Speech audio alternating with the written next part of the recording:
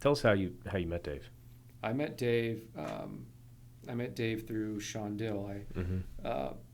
It's a longer story. We ended up randomly meeting Sean because he was talking about scent and how the Ritz-Carlton was one of the first in the industry to present their own scent in the lobby, and that was the next level of customer experience. And Sean has a massive coaching business called the Black Diamond Club, and he was speaking on stage, and my father just happened to be there and thought, like, we do scent? And then all of a sudden it was Sean Dill that lives in Westfield. It goes to Bridgewater, where we go. And then all of a sudden it's like, how do we not know each other? And then we connected and bonded over so many things, started a scent program together.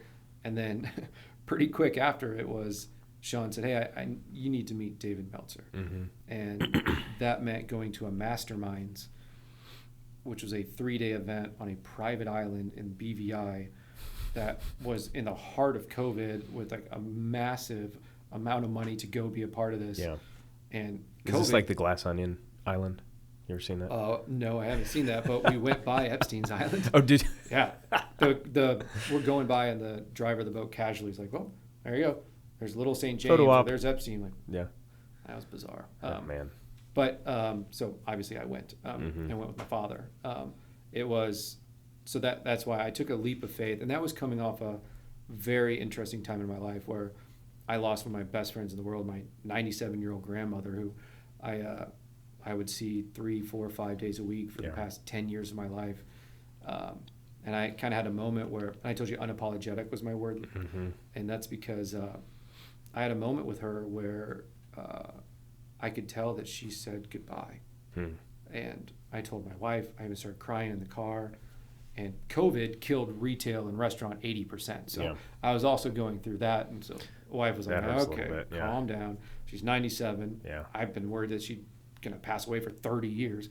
It's a long life. 97 years old. It's a long life lived. Long life. I just realized today she'd be 100 this year, which is crazy. But a mother and a father love is one thing, but the love that she gave me was out of control. And that's actually impacted me a lot for my family, because she lost her husband and her only son very early, close to each other. And I was her only grandson. And so I took on all those love of her. And all that love that she had for them, and the responsibilities and the good and the bad all landed on me.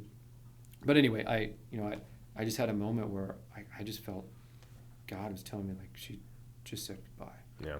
And she passed away that next morning. And I just kind of had a moment. I was like, okay, I'm going to start listening to these kind of things. And a couple months later, I think 2 months later, was when Sean Dill came into our life and said, hey, just trust me on this David Meltzer thing.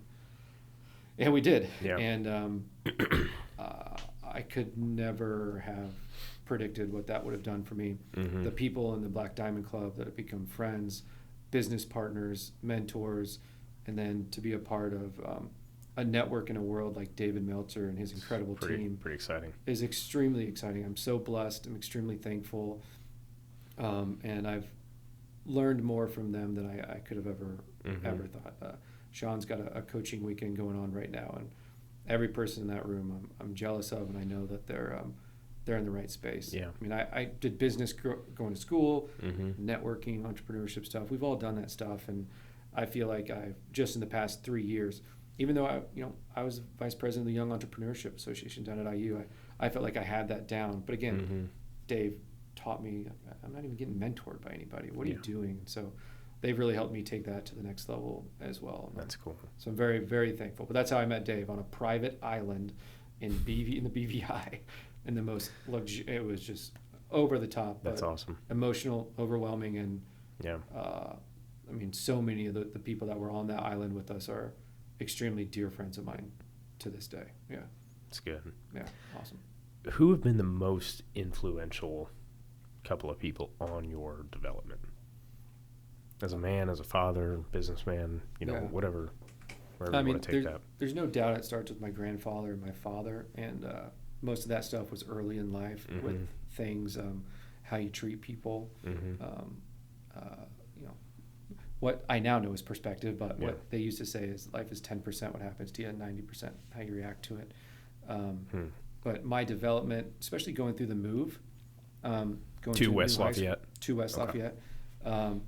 that was big. Seeing what they were doing, working for themselves, and how they raised a family. There's no doubt that those two to start. How to win friends and influence people. Like, those were the principles that they gave me. And in high school, going into a new high school, I remember my dad and my grandpa telling me, I just know everybody's names. Mm-hmm. What a simple concept, and be the most interested person, not the most interesting, and just caring about people, eye contact, all that little stuff. I attribute to my high school experience, which I couldn't have asked for anything better. So it certainly starts with my grandpa and my father.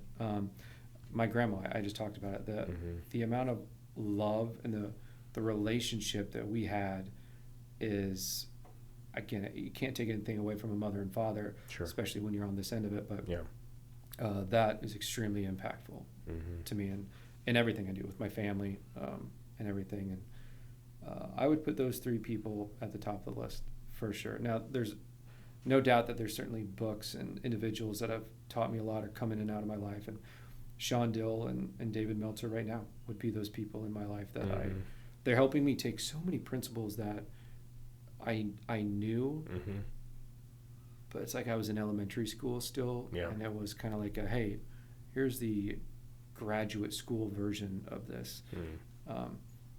So I think that would be my best answer. Again, my father had surrounded me with incredible people. My best friend's father, Keith Cambrell, gentlemen like him, and people that I just looked up to. Random people that were in my dad's life. Most of them still to this day that I knew I wanted to be like. So it's a lot of people. But if I had to pick a few, I think those are the ones I'd pick.